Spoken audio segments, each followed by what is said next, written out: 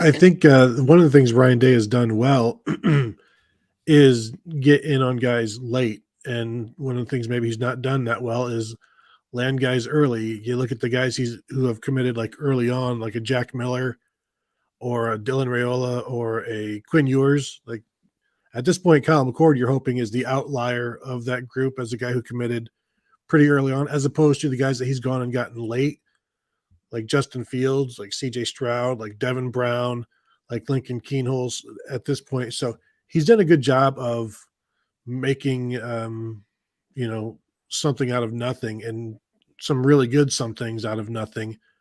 And, now that you've got all of this time to put something together, it's it, it's hard to imagine Ohio State not being able to get a top flight quarterback in 2024 the way they continue to produce first round quarterbacks.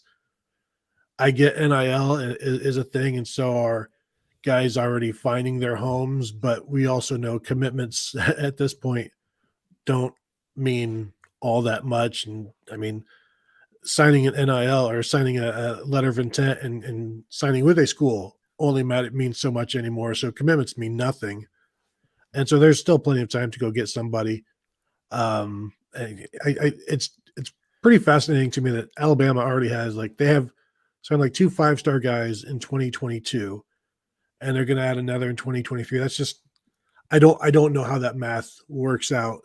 And obviously, some of those guys are going to open back up on the market, and that's another area where Ohio State should be able to get somebody if they need to, if they're ever in that position. I just don't see Ryan Day being put in that position again. He was only in that position once, and that was because of Urban Meyer's quarterback recruiting.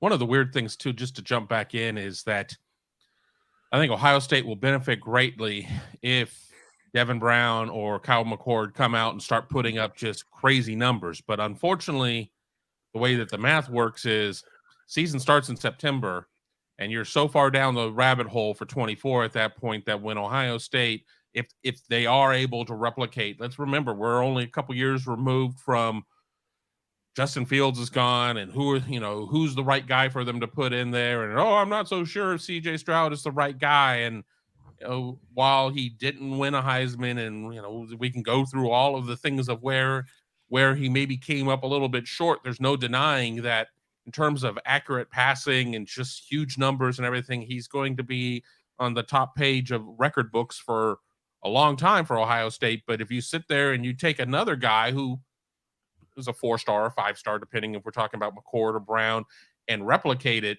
and you're a quarterback who's looking to be developed, it's like, well, maybe Ohio State isn't such a bad opportunity. But once again, we're so far down the road. I mean, at this point, there has to still be, we've got this, we've got the data to show you that we develop quarterbacks here, et cetera, et cetera, et cetera, say the Ohio State coaches. But it would be nice to have, one more case study, whether it be Brown or McCord, to show, look, this isn't an outlier. This isn't we just, we caught lightning in a bottle with CJ Stroud. But to Tony's point, Ohio State should not be struggling right now being QBU in terms of what it's doing with its quarterbacks. Well, and if Devin Brown ends up winning the job and lights it up, that might hurt 2024 recruiting because he'll be back in 2024. Kyle McCord lights it up, that might encourage somebody to jump over to Ohio State because the thought is that he will be entering the NFL draft, and then it's anybody's job. A true freshman could absolutely come in and win the job. Wink, wink.